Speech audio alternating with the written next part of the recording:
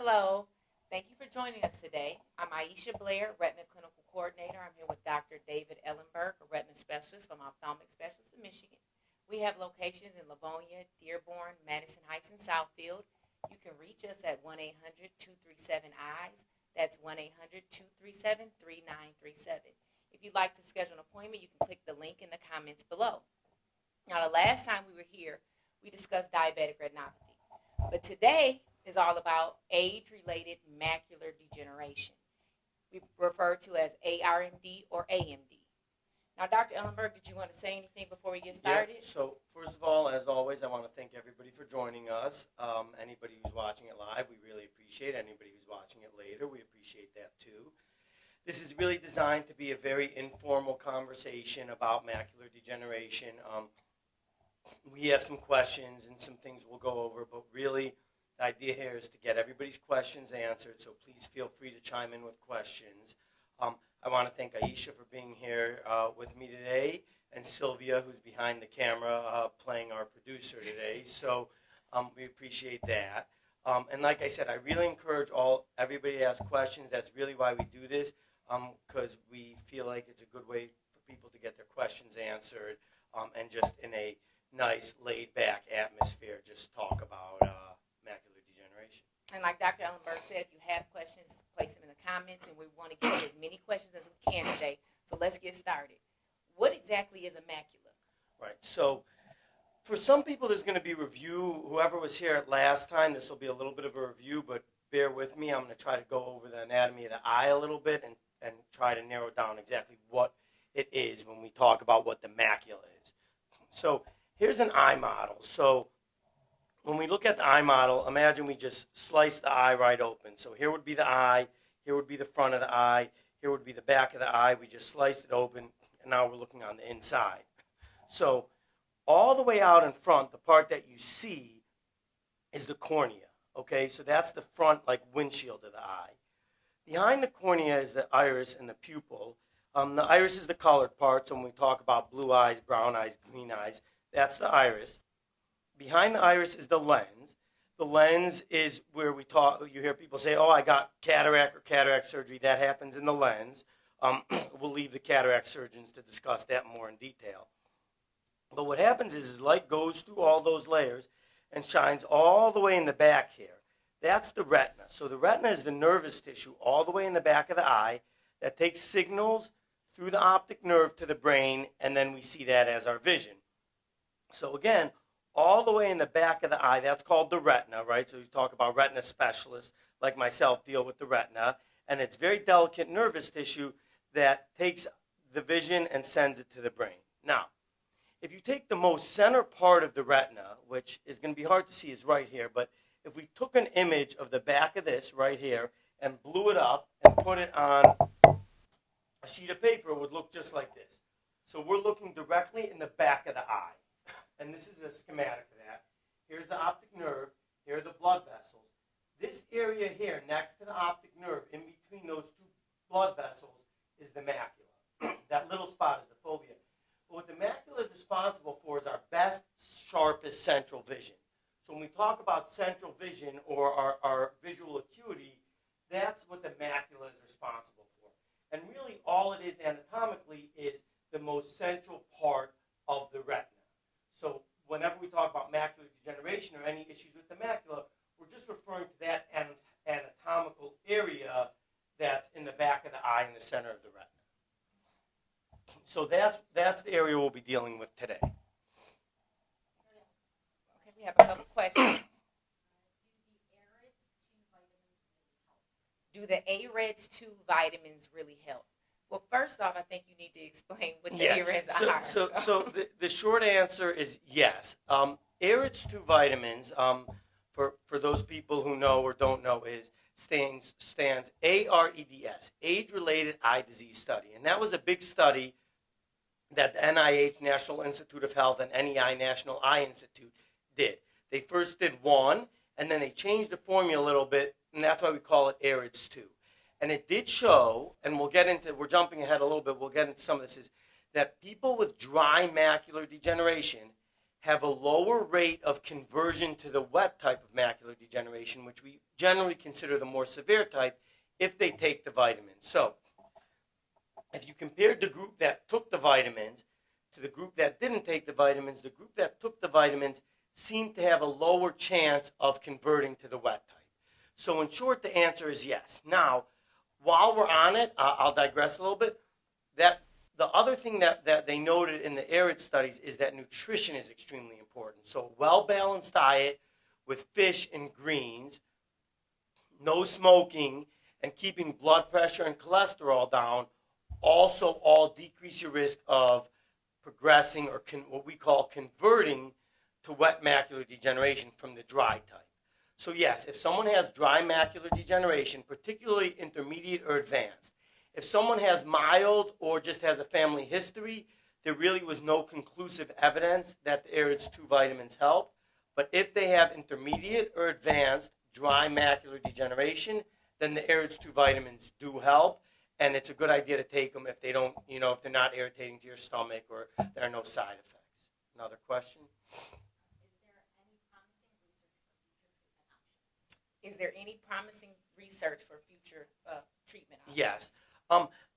Yes, there are some. I really, let me just briefly step back and discuss dry and macular degeneration, and then we'll get to that question, because the answer is yes, we have great treatments for wet macular degeneration already. We've been a little bit slower on developing treatments for dry macular degeneration. So what do we talk about when we talk about macular degeneration? So when the macula starts to degenerate with age, exactly like the name would suggest, you get macular degeneration. So when you start getting thinning of the nervous tissue, when you start getting damage to the nervous tissue, when you start getting something called drusen, which many of you may have heard. Drusen is little protein clumps that develop in the retina, in the macula in patients with macular degeneration. That's what we refer to as dry macular degeneration. So we'll take this down for now. So if you look, don't worry about the top for now, but if you look at here, you can imagine, right, nerve, blood vessels. Here's the macula. All these big yellow clumps, those are called drusen. So when we talk about dry macular degeneration, that means the macula is degenerating with age. It's getting thin. It's getting damaged. It's getting these protein clumps of drusen, which is damage to the back wall behind the macula. And that's when we tell someone, you have dry macular degeneration. And to answer the question, unfortunately, we don't have great treatments for dry macular degeneration. The best treatments are, like we talked about, the ARIDS 2 vitamins, no smoking, good diet with fish and greens, cholesterol, blood pressure control, and general healthy lifestyle habits. Those have all been shown to decrease the rate of progression for dry macular degeneration. The second thing, which is almost, if not more important than the rest, is the key to managing macular degeneration is when someone has dry macular degeneration, making sure that if and when it converts to the wet type of macular degeneration, we catch it right away. The sooner you catch it, and the sooner you treat it, and we have excellent treatments for wet macular degeneration, the more likelihood that we save the vision. The other good news about dry macular degeneration is it very often or most often will not affect your vision unless it converts to the wet type of macular degeneration. So I know I'm going off on a little bit of a tangent, but I wanted everybody to be on the same page before we start answering some of these questions.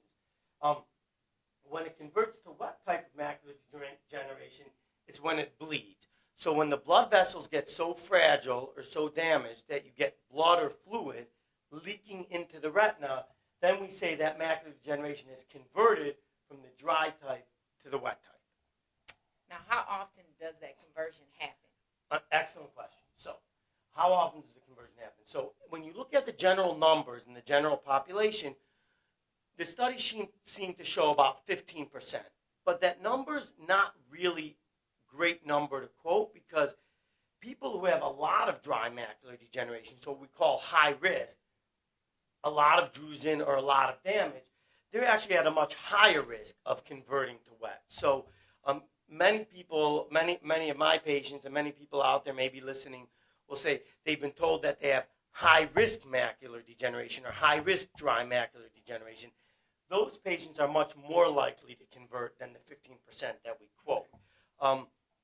The other thing I wanted to get to while we're on that topic is that's also the reason why people with dry macular degeneration feel like they're always going for appointments. One of the most common questions I get is, I come in here every 3 months, every 4 months, every 6 months, depending on the extent of the dry macular degeneration.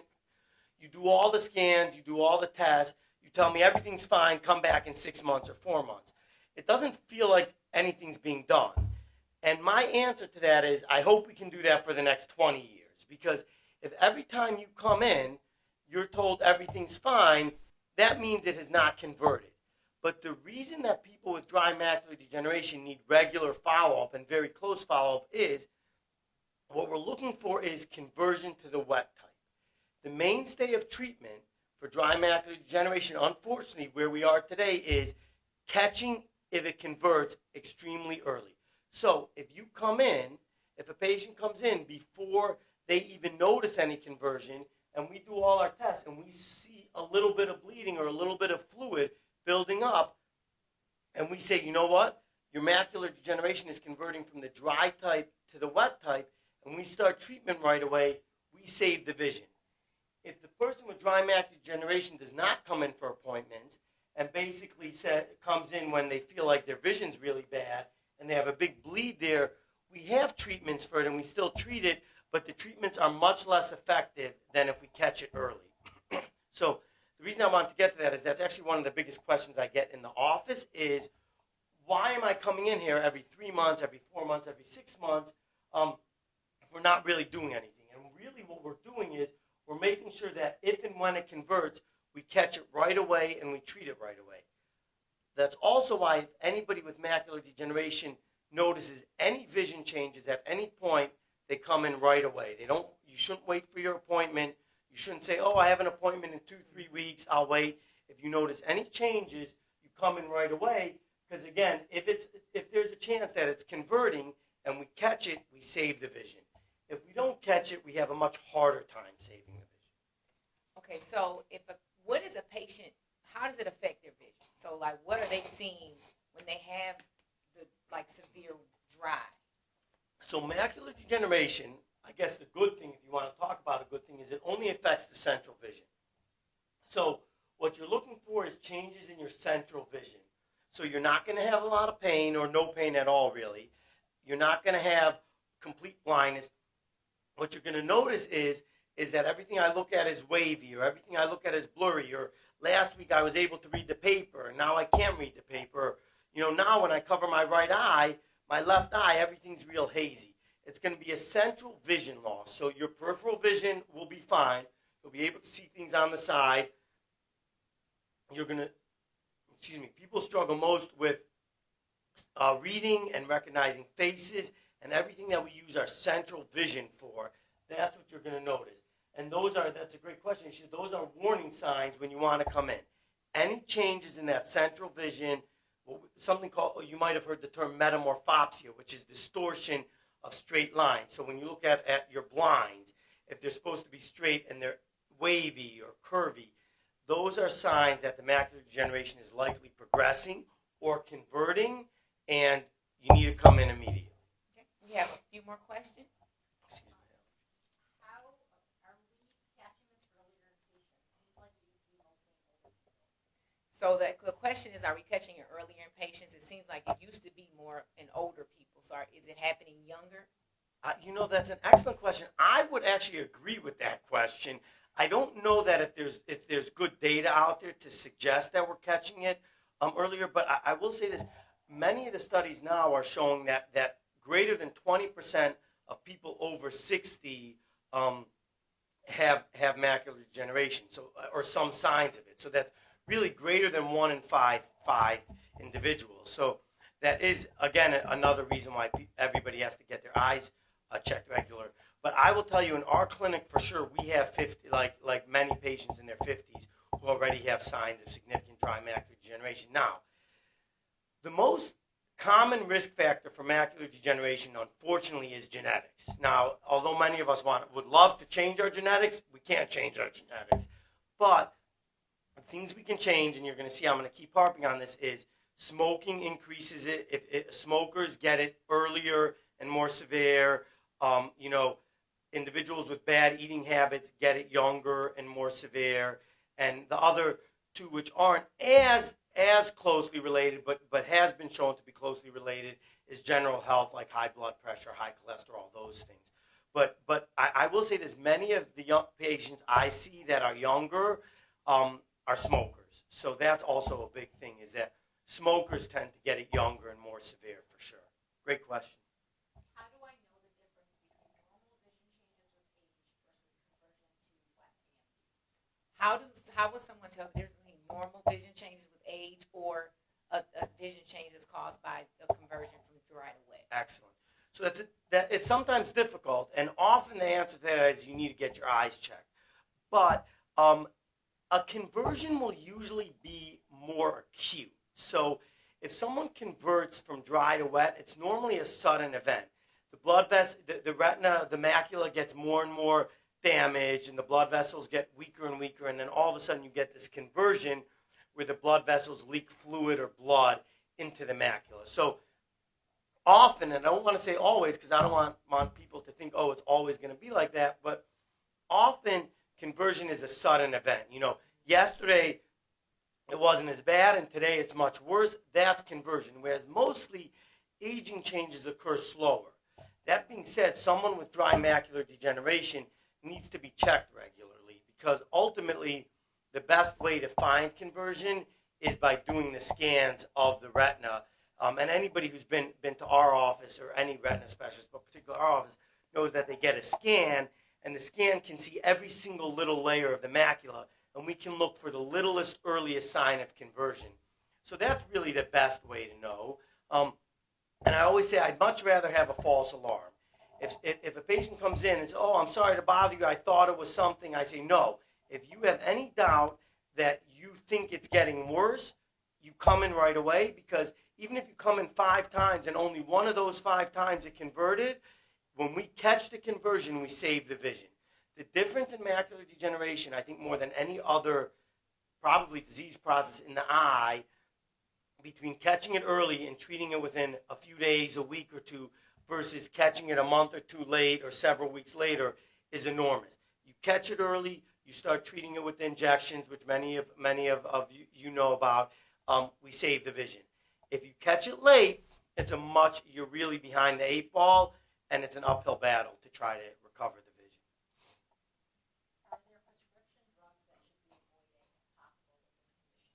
Are there prescription drugs that should be avoided? So the big prescription drug we always talk about is blood thinners.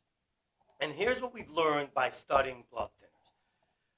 Blood thinners will not make dry macular convert to wet macular degeneration any earlier.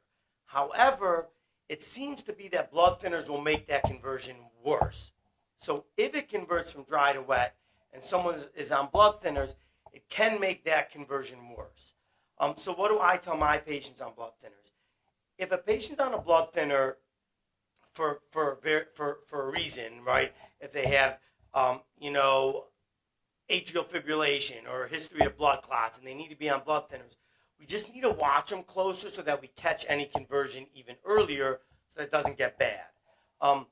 We're learning more and more, and I'm sure many of you have read this too. I'm digressing a little bit, that taking a baby aspirin, and I defer everybody to their own primary care doctor. Everybody just taking a baby aspirin just for preventative is probably not necessary like we thought it was. So I've been moving a lot of my patients away from that, as long as the primary care doctor is okay with that. But those are the big medications that we look at for macular degeneration, are the blood thinners. And like I say, what I tell my patients is if you need to be on a blood thinner, you need to be on a blood thinner. We just have to monitor it even closer. And you can't take any chances. If you think there may be a change, you come in right away so that we catch it before there's this huge bleed in the middle like that. Once we see a huge bleed like that, we're fighting an uphill battle. We want to find it when it's a small little bleed off center and start treating it. We don't want to find it when it's this huge big bleed right in the middle there. I was just diagnosed with dry, scheduled to return in 6 months. Should I be seen sooner? A patient said they were just diagnosed with dry. They were scheduled to come back in 6 months. Should they come back any sooner? Another great question. So the way we do the follow-up is it really depends on the signs and the symptoms and the severity of the dry. So what I'm looking for when I examine a dry macular degeneration is I'm looking for the amount of drusen. I'm looking if the drusen are close to each other to the point where they're overlapping. We call that confluent drusen. So if the drusen are confluent. Those are all high risk factors for conversion. Those patients come back probably sooner than 6 months or 1 year. But if we're seeing just a few little drusen, or it's really something I would consider not high risk, then sometimes we do 6 months or even 9 months or a year. So there is a follow-up algorithm that we use, and it goes from someone who's very high risk. You know, I have some patients that are very high risk that are coming back every month or two because I almost think they're about to convert, but they haven't quite converted. But I'm concerned. To most of the high risk patients come back every 3 months, and then some every 4 months, some every 6 months, some every 9 months, some every year.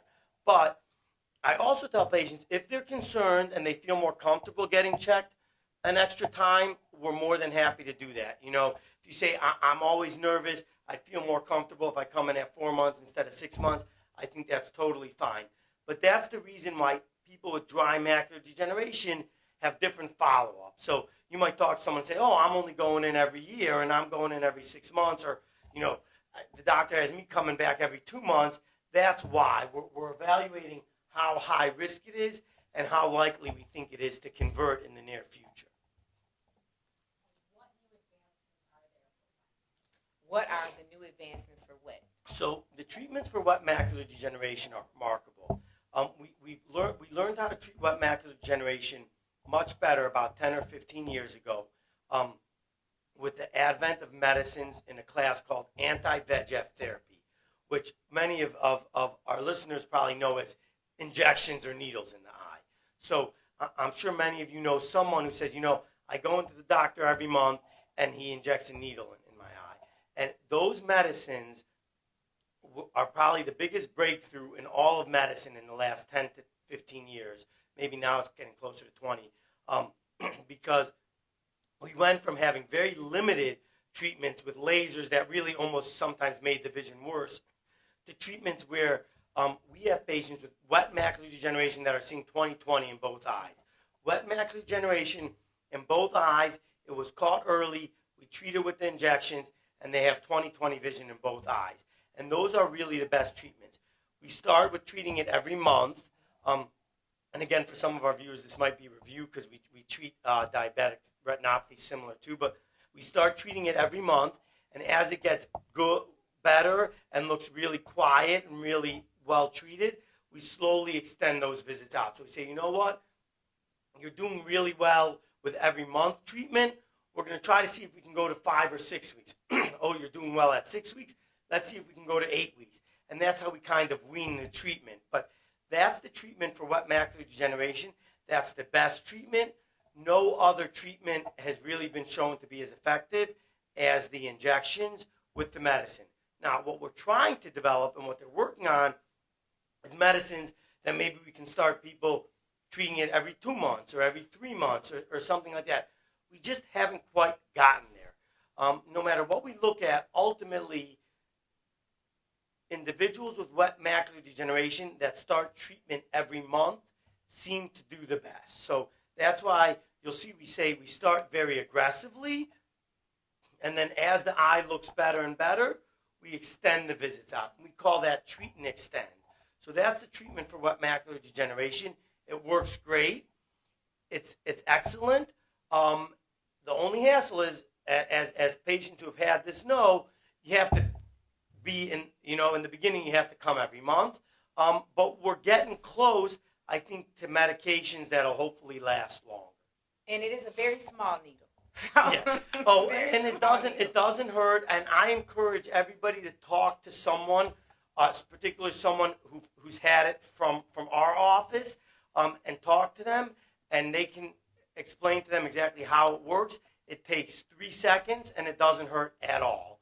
And it is life-saving, vision-saving treatment. So the treatment for wet macular degeneration is excellent. And that's why I always reiterate how important it is for patients with dry macular degeneration to get checked regularly, because if you catch that conversion early and if you start the treatments early, you save the vision. If it's late and it's a big bleed, or the blood has already started to scar down, we have a very hard time of recovering the vision at that point. Do genetics play a role? Genetics play a very, very large role. In fact, the largest role. The largest risk factor for developing macular degeneration is genetics. So anybody with a family history of macular degeneration needs to be checked even regularly, even more regularly, I should say. And the reason I talk about the other risk factors more is because those are modifiable. So we talk about modifiable risk factors versus non-modifiable risk factors. Genetics, unfortunately, we can't change. Someone with a family history needs to get checked regularly. But the modifiable risk factors, the things that people with a family history can do is regular diet, I reiterate again, fish and greens, get checked regularly, regular exercise, blood pressure, cholesterol control, healthy lifestyle habits. For someone who used to get the injections for wet, but then their doctor recommended stopping it, why was that? Wait.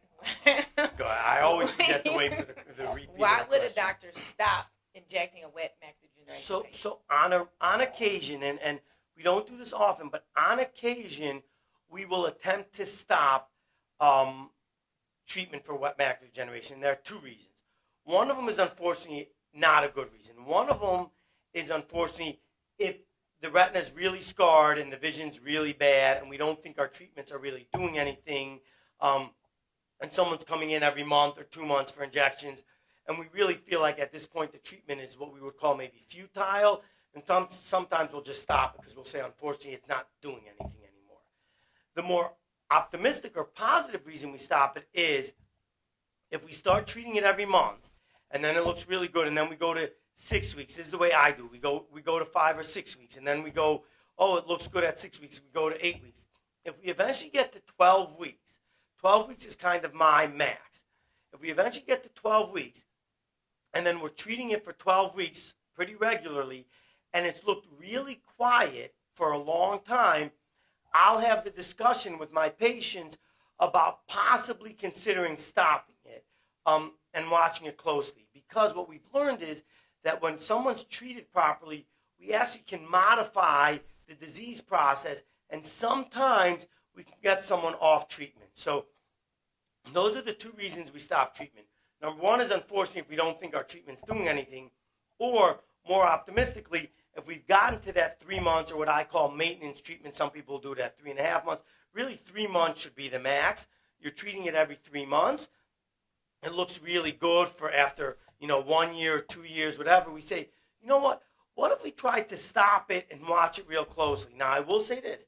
I have patients where we stopped it, and they've done well for years. And I've had patients where we stopped it, and literally 3-4 months later, the fluid came right back, and we had to restart it. So it's not, a perfect system to just try to stop it, but that's the reason. Those are the two reasons we would try to stop it. Excellent, excellent question. The one other thing I'd add is if someone had wet macular degeneration and stopped treatment, at least in the beginning, they need to be watched very closely and have a very low threshold to go back for a visit. Any changes, any issues, any questions, you go right in because that wet macular degeneration might start leaking again.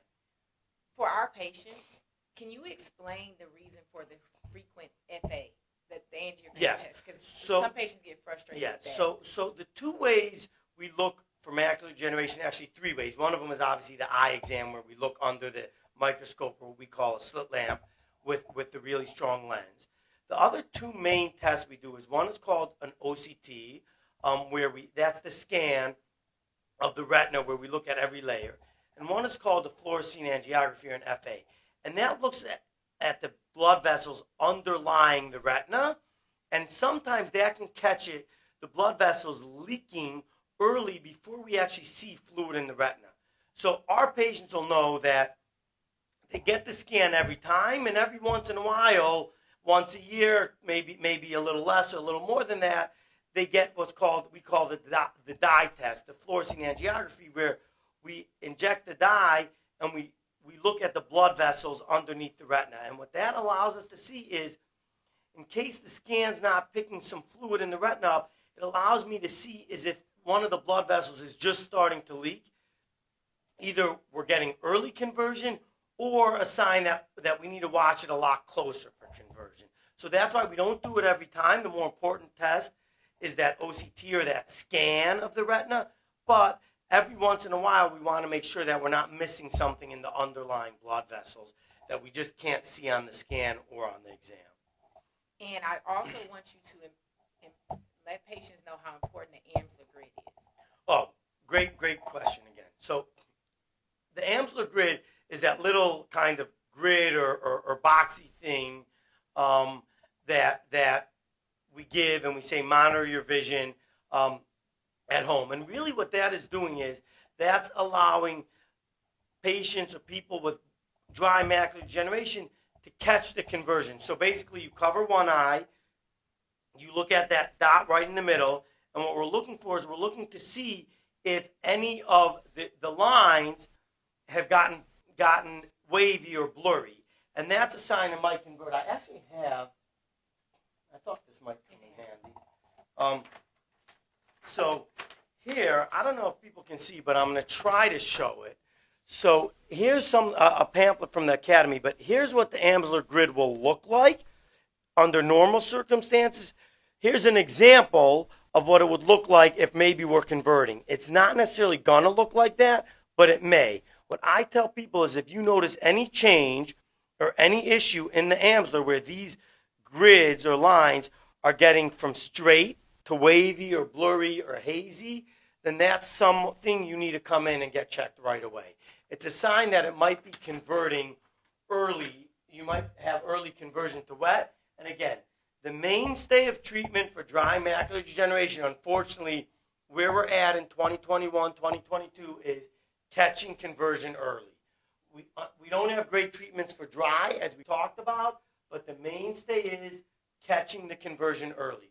You catch the conversion early, you treat it aggressively with the medicine, you save the vision. You catch it late, it's much, much more difficult. I know we're a little bit short on time, but do we have more questions? There are more questions. We're past 10:30. I'm fine to continue going if you're fine. If we're at a hard stop, we can go a little. Is macular degeneration associated with sun exposure? So UV, that's actually one thing I forgot to mention, so I'm glad. That's a great question. Yes, UV protection is another important thing. So you do want to have UV protection. Now, what I tell everybody is, today's day and age, the glasses have good UV protection. So if you're wearing glasses, that's fine.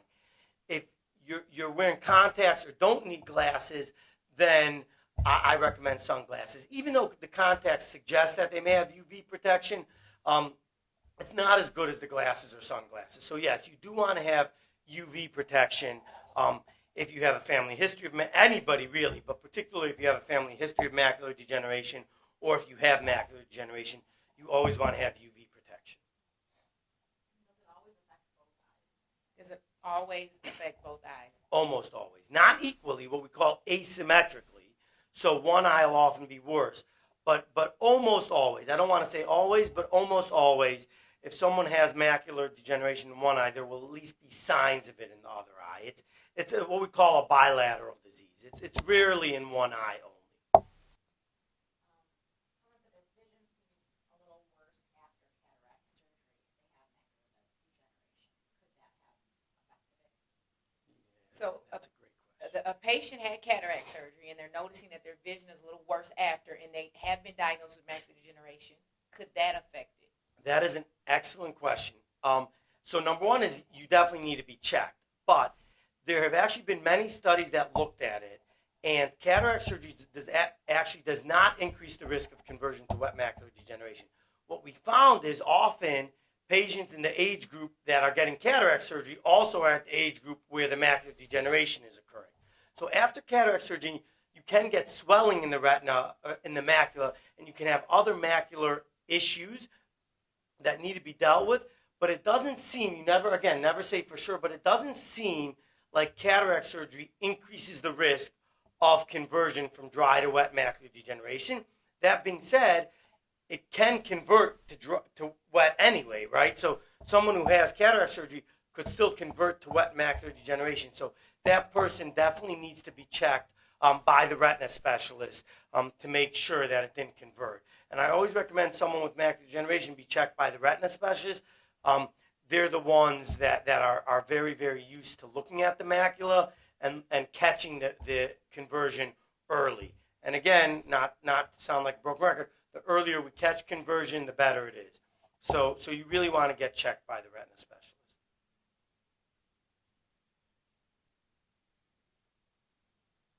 Okay. So looks like we don't have any more questions today.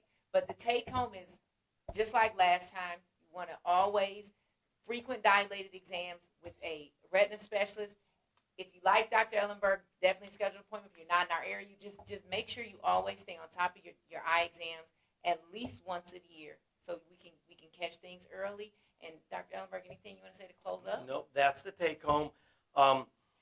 People with dry macular degeneration, eating well, the AREDS2 vitamins for sure, lifestyle, a healthy lifestyle, and frequent checks. That's really the mainstay to dry macular degeneration, catching conversion early, and then, obviously, though many of you know, the wet macular degeneration, you just got to be treating it very aggressively with the medications and the injections. Thank you, everybody. I really want to, before we sign off, thank everybody again for coming. Thank everybody for questions, great questions. We didn't even end up having to ask any of our own because we got through everything we wanted to, and we really appreciate everybody who joined us. Thank you.